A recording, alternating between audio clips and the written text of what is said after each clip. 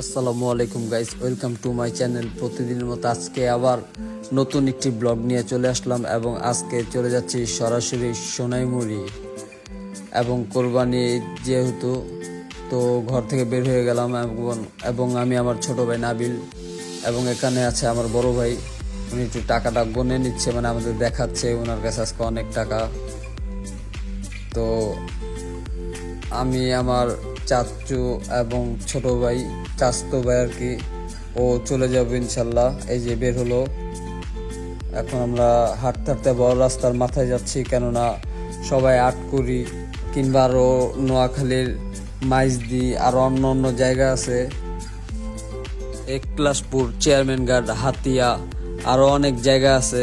তো এখানে অনেক দূর হয়ে যায় এবং চিন্তা করলাম যে আমাদের বাসার সামনে যেহেতু হাট বসছে, তো দেখে আসি। এবং এর সাথে দেখা হয়ে গেল আমার এক ফ্রেন্ডের সাথে, তো ওর সাথে ভালো একটা আন্ডারস্ট্যান্ডিং, ও আফ্রিকায় ছিল তো চলে আসছে। তো আমরা গাড়ির জন্য দাঁড়িয়ে আছি এবং গাড়ি অর্ডার দেওয়া ছিল, তো চলে আসলো। আমরা উঠে গেলাম সরাসরি সোনাইমুড়ির উদ্দেশ্যে।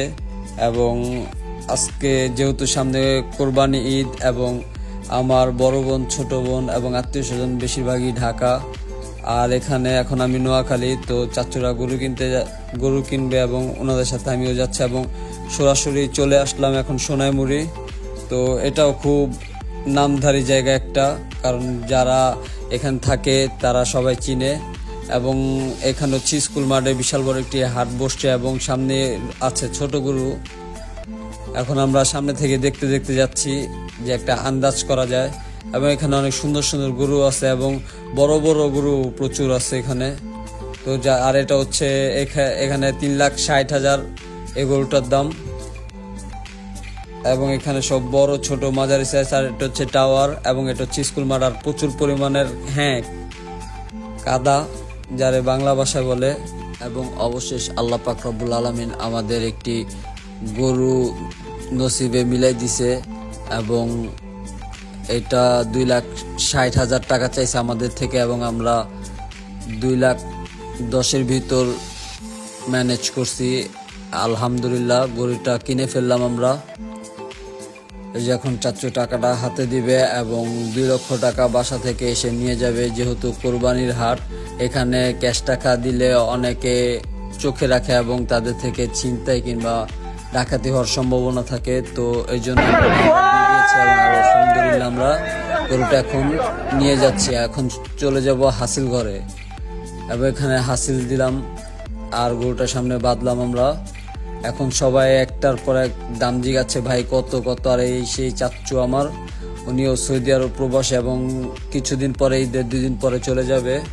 এবং আল্লাহ ওনাকে হেফাজতে নেক এবং তার বরকত বাড়া দেখ। এবং আমরা চাচা ভাতিজা সরাসরি সোনাইমুড়ি থেকে বজরা বাজার উদ্দেশ্যে রওনা দিচ্ছি পায়ে হেঁটে, কারণ এখান থেকে বেশি না 6 কিলো রাস্তা।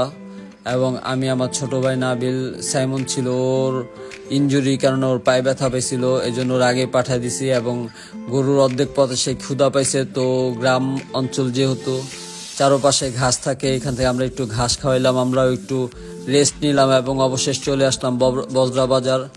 খুব পানির তৃষ্ণা পাইছে এবং আমরাও একটু খাওয়া দাওয়া করে আলহামদুলিল্লাহ বাসার সামনে চলে আসলাম। এবং গ্রামের বাচ্চারা খুব খুশি, এতটা খুশি। আর এরকম ভালো, আসলে এরকম ঈদ ছাড়া এরকম ঈদ